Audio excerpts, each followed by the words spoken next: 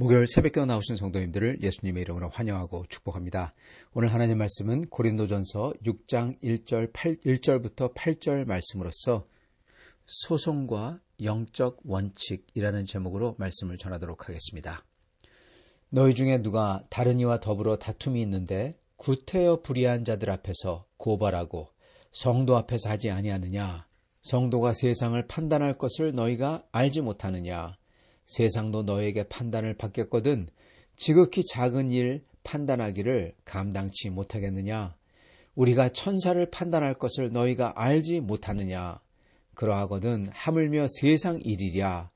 그런즉 너희가 세상 사건이 있을 때 교회에서 경히 여김을 받는 자들을 세우느냐?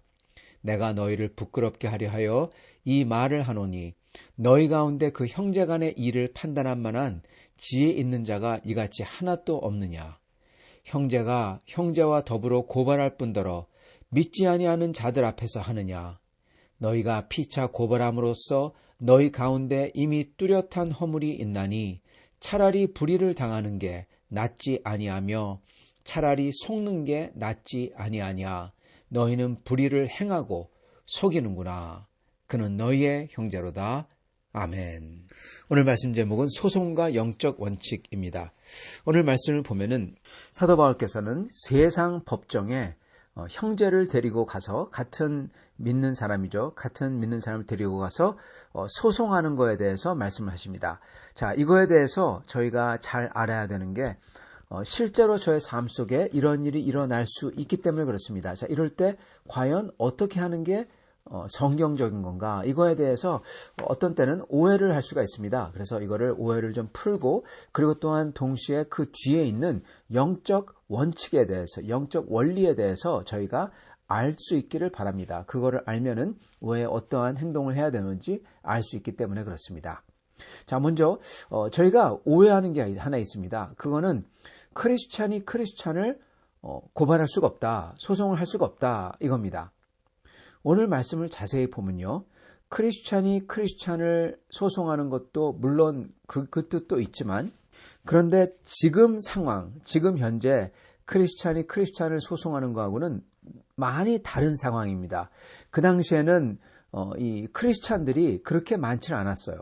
그리고 크리스찬 그러면은 예를 들어서 로마에서 크리스찬 그러면은 로마에 있는 교회, 사도 바울이 세웠던 교회, 그리고 그 교회에서 어떻게 보면은 이 갈라져 나간 건 아니지만은 그 교회를 중심으로 조그만 교회들이 다 같은 교회죠. 크게 보면요, 같은 교회지만은 이제 다른 지역에서 예배드릴 수 있는 거죠.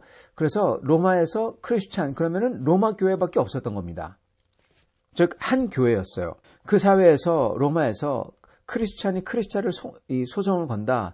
그러면은 같은 교회 안에서 교회 사람이 교회 사람을 데리고 멱살을 잡고 끌고 가서 사도들이 아니라 보통 돈이 많은 재판장이죠. 또는 총독 이런 사람들 앞에 끌고 가는 겁니다. 그래서 소송을 하는 거예요. 그래서 왜 그랬냐 물어보면 이제 교회 얘기가 술술술술 다 나오겠죠. 그러면 이거 완전히 어떻게 보면은 창피한 거 정도가 아니라 예수님을 믿는다고 하고 그리고 예수님께서 형제를 사랑하라고 하셨다고 하고 그리고 우리가 모든 사람들을 사랑한다고 했던 그 말에 완전히 먹칠을 하는 겁니다. 그 말이 완전히 소용이 없게 되는 거죠. 전도의 길이 막혀버리는 겁니다. 자, 그때의 상황이고 지금의 상황도 이게 많이 다른가? 물론 원칙적으로는 다르지 않습니다. 그러나 또한 현실적으로는 많이 달라진 게 사실입니다. 왜냐하면 로마에 있는 교회 그러면은 수도 없이 많아요. 엄청나게 많죠. 그리고 특히 로마에서 지금 현재 로마 그러면은 로마의 그 근처는요. 전부 다 물론 그런 건 아니겠지만 원칙적으로는 이태리에 태어난 사람들은 다 로만 카톨릭입니다. 자, 그런데 그 속에서 어떠한 사람 알고 보니까 그 사람이 크리스찬이에요. 근데 그 사람이 정말 못된 짓을 했고 그리고 속였고 횡령을 했고 사기를 해가지고 모든 것을 뺏으려고 그래요. 나의 예를 들어서 명예를 뺏으려고 하고 심지어 신분증이나 이런 거를 다 도용을 해서 나의 아이덴티티를 훔쳐갔어요. 그래서 자기가 예를 들어서 김성훈이라고 하고 막 그럽니다. 그러면 어떻게 해야 될까요? 여러분, 이런 문제입니다. 근데 그런 사람이 처음에는 몰랐는데 알고 보니까 이 사람이 어느 교회 장로인 거예요. 예를 들어서. 아니면 어느 교회 집사, 어느 교회 교인, 크리스찬인 겁니다. 소위 자기는 크리스찬이라고 얘기를 하는 겁니다. 로마에서는 그게 다 크리스찬이에요. 꼭 로마가 아니더라도 예를 들어서 한국 서울이라고 칩시다. 그러면 서울에 어떤 크리스찬이, 알고 보니까 그 사람이 크리스찬이에요. 근데 그런 짓을 했어요. 또는 밴쿠버에서 알고 보니 그 사람이 크리스찬이에요. 근데 그런 짓을 했어요. 이럴 때 어떻게 해야 될까요, 성도 여러분? 사도 바울께서 이럴 때 그 사람을 고소하지 말라라는 뜻일까요? 사도 바울께서 오늘 말씀에서 말씀하신 것은 물론 그 뜻이 성도가 성도를 하는 게 원칙적으로 이게 너무나 나쁘다는 것입니다. 그리고 십자가의 도를 따른다고 하는 사람이라면 차라리 아예 십자가를 자기가 지는 게 낫다. 그래서 자기가 해를 끼치는 것보다는 해를 당하는 게 낫다라는 것입니다. 적어도 죄를 안 짓잖아요. 자기가 당하는 게 이 다른 사람의 죄 때문에 고통을 당하는 게 예수님이 마치 사람들의 죄 때문에 고통을 당하시고 십자가를 졌던 것처럼 그게 실질적으로 죄를 짓고 다른 사람의 고통을 주고 그러는 것보다 100배, 1000배, 만배, 억만배 낫다는 거죠. 그걸 말씀하시고 계시는 겁니다. 그렇기 때문에 그게 십자가의 원칙이고 그걸 따라가야 되고, 그리고 그랬을 때 같은 크리스찬으로서 그 사람을 데리고 그 사람이 뭘 잘못했다고 그 사람을 막 그냥 소송을 걸어서 그 사람에게서 뭐 갖다가 뺏으려고 하고 그걸 위해서 법정으로 데려가고 이거는 아니라는 겁니다. 그런데 여러분, 제가 말씀드렸던 건 이게 물론 어떤 사람들은 이거를 말씀 그대로 받아서 해석하기를, 그래서 어떠한 경우라도 크리스찬은 세상 법정에 소송을 걸면 안 된다. 그게 크리스찬이든 세상 사람들이든 그러는 분도 계시고, 어떤 사람은 만약에 소송을 걸 때 그 사람이 자기는 몰랐지만은 중간에 그게 크리스찬이라는 게 밝혀지면은 소송 걸면 안 된다. 왜냐하면 오늘 말씀을 이렇게 얘기하기 때문에 그러는 분도 계십니다. 그러나 여기서 봐야 되는 게 두 개 있는데요. 첫째는 제가 말씀드렸던 것처럼 그 당시에 로마에서 크리스찬 그러면은 로마 교회였어요. 그 하나밖에 없었던 겁니다. 그리고 지금 여기서 나오는 말씀은 형제가 형제를 고발한다. 그러시면서 너희가 구태여 불의한 자들 앞에서, 즉 세상 사람, 의가 없는 그러한 사람들 앞에서 고발을 하고 성도 앞에서 하지 아니하느냐. 즉 성도 앞에서 해야 된다는 말이에요. 다시 한번요. 6장 1절.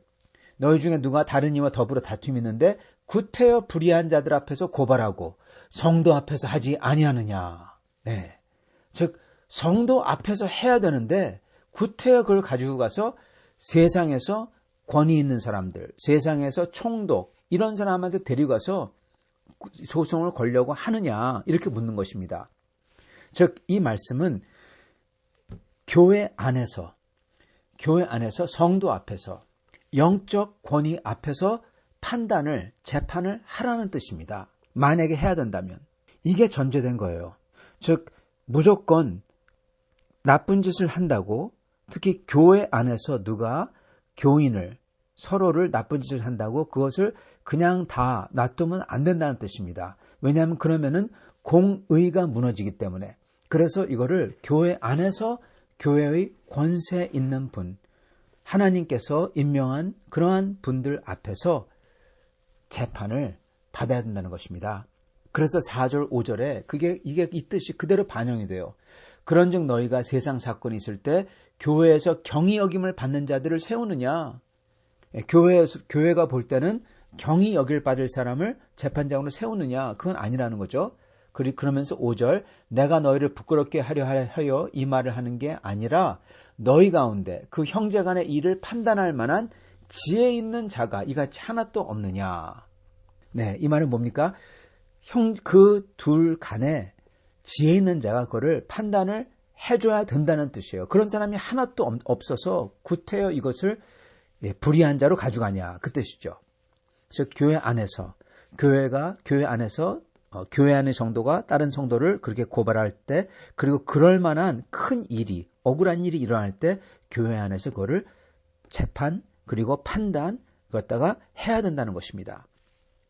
저희 교회 구조에서는 이거를 치리회라고 부릅니다. 당회가 있으면은 당회가 치리회를 전환을 해서 그래서 이 증인들을 불러요. 증인들을 불러서 치리를 합니다. 저희 교회에서도 이걸 했었죠. 당회가 치리회로 전환해서 증인들인 장로님들, 이런 분, 은퇴장로님들 이런 분을 불러서 치리를 진행을 했죠. 이런 식으로 공의를 세우고 질서를 바로 잡으라는 겁니다. 이걸 그냥 없던 걸로 덮지 말라는 뜻이에요. 이거는 분명히 하라는 말이죠. 자, 그런데 지금 사도 바울께서 말씀하시는 것은 그러한 한 교회 안의 성도가 한 교회 안의 성도를 세상 법적으로 끌고 가는 것을 얘기하고 있는 것입니다. 이거는 하면 안 된다는 거예요. 맞습니다, 여러분. 바로 이 원칙입니다. 어떠한 사람이 그렇게 사기를 했는데 그 사람하고 공방을 하다가 할 수 없어서 이 사람을 어떻게든 옳게 잡으려고, 왜냐하면 그렇지 아니하면 예를 들어서 나의 명의가 도용이 되고 나의 모든 아이덴티티를 훔쳐서 자기가 내 흉내를 내는데 이건 안 되잖아요. 그죠? 그렇기 때문에 이걸 바로잡기 위해서 고소하고 세상 법정으로 갑니다. 근데 그 중간에 알고 보니까 이 사람이 크리스찬이래요. 이 사람이 어느 교회 집사 장로예요. 어떻게 하겠습니까? 여러분, 이거는 소송해야 되는 겁니다. 만약에 이 사람이 우리 교회에 있는 같은 교인이라면 그러면은 이 사람을 교회 앞으로 데려가서 이거에 대해서 해야 되는 거예요. 왜요? 질서를 바로잡기 위해서. 질서를 바로잡는데 처음에는 그가 크리스찬인지 몰랐다가 완전히 다른 교회, 완전히 크리스찬인지 모르고 모르는 사람, 그런 사람이 그래가지고 그 사람이 법정에 가면은 그거는 괜찮은 겁니다. 그래서 사도 바울의 여기서 나오는 말씀은 일반적인 크리스찬이 아니라 지금 현재 바뀐 상황에서 봤을 때 일반적인 크리스찬이 아니라 같은 교회에 있는 성도를 법정으로 끌고 가는 것을 뜻하는 것입니다. 자, 그리고 두 번째는 저희가 봐야 되는 것은 원칙입니다. 어떠한 원칙 때문에 그러냐? 그거는 바로 예수 그리스도의 십자가의 원칙입니다. 예수님께서 십자가를 지셨듯이 우리는 차라리 어떻게 보면은 당하는 게 죄를 짓는 것보다 낫다라는 것입니다. 근데 이것은 어디에 적용이 되냐면요. 개인적인 것에까지입니다. 이게 무슨 얘기냐면 아까 말씀드렸던 것처럼 교회에서 질서와 공의를 확립을 해야 되는데 교회 안에서 질서와 공의가 무너지게 하면은 그런 것을 놔두고 예수님처럼 그냥 그러한 사람을 놔둬야 된다. 그건 아니라는 것입니다. 언제 사도 바울께서 그렇게 아버지의 아내와 같이 동침하는 사람을 그냥 봐주라고 하셨습니까? 아니죠. 그 사람을 판단하고 심판하고 교회 안에서 심판하고 그 사람을 정 말을 안 들으면 회개를 안 하면 출교시켜라. 세상으로 보내버려라. 그 사람의 모든 경제적인 끈을 끊어버리고 사회적인 끈을 끊어버리라는 거죠. 무서운 것입니다. 그러는데 그냥 우리가 예수님처럼 다 당하는 게 낫다 그러지 않으세요. 왜요? 교회 안에서 공정인 이 공의를 망가뜨리고 그리고 질서를 무너뜨리기 때문에 그런 것입니다. 그래서 결론을 진다면은 원칙적으로 교회 안에서 같은 교회 안에서 성도가 성도를 소송하면 안 됩니다. 세상 법정으로 끌고 가는 것은 안 된다는 것이죠. 그런데 그게 교회의 질서를 무너뜨릴 때, 교회 안에서 공의를 무너뜨릴 때, 예를 들어서 아까처럼 아버지의 아내와 같이 동침을 하고 그러한 것을 뻔히 알면서 놔두는 것, 이러한 것은 안 된다는 겁니다. 그러나 개인적으로 어떠한 개인이 어떠한 개인에게 잘못을 했을 때는 그것 저희가 십자가를 지고 그를 위해서 기도해주고 나아가는 것입니다. 그러나 그것마저도 그게 너무나 도를 넘어서 한 성도를 파괴하는 일일 때는 그때는 교회에 치리회에 그 사람을 세워야 되는 것입니다. 그래야 그 개인이 한 영혼이 살고 그 악독한 사람이 그 누룩이 제거가 돼야 되는 것입니다. 아니면 회개를 해서 돌아오든지. 저희가 해야 되는 것은, 저희가 기억해야 되는 것은 이 주님께서는 우리로 하여금 주님의 영광을 드러내기를 원하세요. 그걸 위해서 세상 사람들 앞에서 주님의 이름 때문에 차라리 저희가 손해를 볼지언정 주님의 이름과 주님의 영광을 가리지 않으려고 노력하는 것입니다. 그러나 그게 무작위, 예를 들어서 같은 교회 사람이 아니라 그냥 아까 말씀드렸던 것처럼 그렇게 소송을 진행하고 있는데 그 사람이 소위 어떠한 교회의 집사 장로라면은 그거는 할 수가 없는 것입니다. 그리고 어떻게 보면은 그 당시의 상황인 한 교회 안에서 일어나는 그러한 이 소송과 한 교회 안에서 누가 누구를 데리고 법정에서 세상 법정에 소송하는 것과 지금 현재 이 어떻게 보면은 많은 교회들이 있고 그리고 크리스찬들이 이미 많이 퍼져 있는 상황, 그러한 상황에서 이 세상에서 어떻게 보면 소송이 일어난 일은 좀 다르다는 것입니다. 그리고 같은 교회 안에서라면은 저희는 십자가를 지는 마음으로 최선을 다해서 저희가 차라리 당할지언정 다른 사람에게 불의를 끼치는 것은 하면 안 되는 것입니다. 그러나 만약에 그 범위가 교회의 질서와 공의를 무너뜨릴 때 이것은 교회 앞으로 가져와서 교회 안에서 판단을 해야 되는 것이죠. 사랑하는 성도 여러분, 우리 주님께서는 저희를 사랑하십니다. 그리고 우리 주님께서는 주님의 몸된 교회가 거룩하길 원하십니다. 사랑으로 있길 원하십니다. 그러나 그것을 망가뜨리려고 하는 사단의 앞잡이가 되는 자, 또는 마치 미꾸라지가 모은 흙탕물을 만드시듯이 그러한 게 있다면은 그것은 교회 차원으로서 반드시 바로 잡아야 그 교회가 누룩이 퍼지지 아니하고 모든 교인들이 사단 마귀의 먹잇감이 되지 않는 것입니다. 이렇게 바로잡아 나가야 되는 교회가 되어야 될 것입니다. 그래서 성도 여러분, 항상 우리는 그렇게 공의를 세우며 동시에 예수 그리스도의 십자가를 지고 주님의 영광을 위해서 살려고 하는 그러한 원칙으로서 살아야 될 것입니다. 그럴 때 모든 것이 성령께서 인도하셔서 아름답게 그리고 지혜롭게 될 것입니다.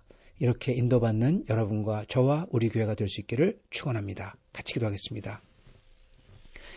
아버지 하나님, 오늘 말씀을 통해서 하나님의 원칙을, 하나님의 마음을 다시 한번 엿봅니다. 사도 바울께서 저에게 전해주신 그 말씀, 주님의 영광을 위해서 저희가 함부로 저의 형제를 끌고 가고 소송에 끌고 가고 그러는 일이 없게 하여 주시옵시고, 저희가 예수 그리스도의 그 십자가를 생각하며 차라리 저희가 그 십자가를 지는 것처럼 주님의 영광을 위해서 교회 안에서 그러한 십자가를 지며 다른 일을, 그리고 주님의 영광을 위해서 살 수 있는 저희가 되기를 소원합니다. 주님, 또한 그러나 이게 교회의 질서와 공의를 무너뜨리고 성도들의 마음을 파괴할 때 반드시 이런 것을 바로잡을 수 있는 교회가 되게 해주시고, 또한 이런 것을 용기 있게 교회 앞으로 가져올 수 있는 성도들이 또한 될 수 있게 해 주시옵소서.